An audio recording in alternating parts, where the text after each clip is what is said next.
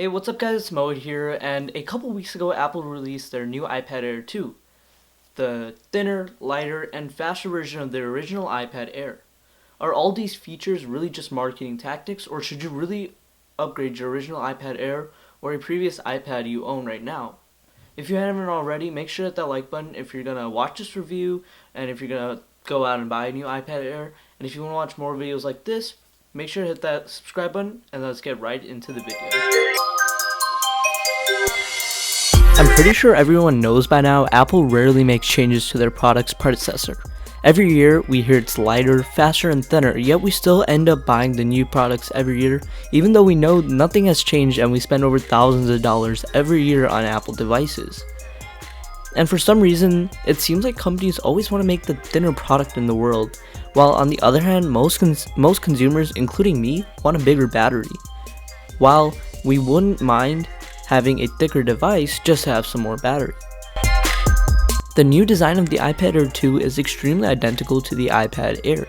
It has the same length and width, and Apple is able to make the iPad Air 1.4mm thinner. The iPad Air 2 is now 6.2mm thin, which is crazy thin, and it's so light it feels like a toy in my hand when I use this iPad. One thing you'll notice is that they removed the mute/lock orientation switch, a little thing which I loved about previous iPads. Now let's talk about the display. It has the exact same display as the previous iPad Air's display. It has a 9.7-inch LCD display with a resolution of 2048 by 1536 with a 264 pixel per inch density. It has a fully laminated display which eliminates the air gap between the digitizer and the glass panel. This gives a very virtual and smooth experience while using this iPad. The iPad Air 2 has one of the best displays I've seen yet on a tablet, at least on this size. Text and video simply look beautiful, no doubt about that. Also that's new on this iPad is the anti-reflective coating, which means you're able to see more on the iPad Air screen outside, but yeah, I guess it works. The iPad Air 2 also has some new features. They have finally placed Touch ID, which just makes everything so much simpler for me.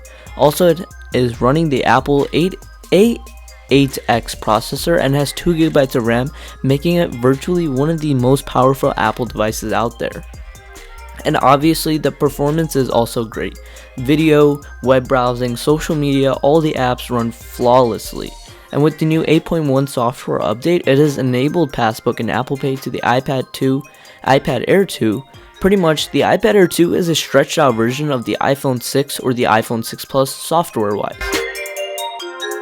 One of the pretty significant improvements to the iPad was the camera. It now has an 8-megapixel iSight camera, and it's pretty good.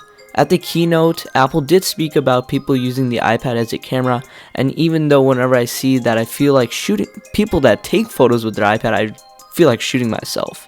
I see it all the time. And yes, the iPad does take some nice photos. Also, another thing added to the camera is slow motion video.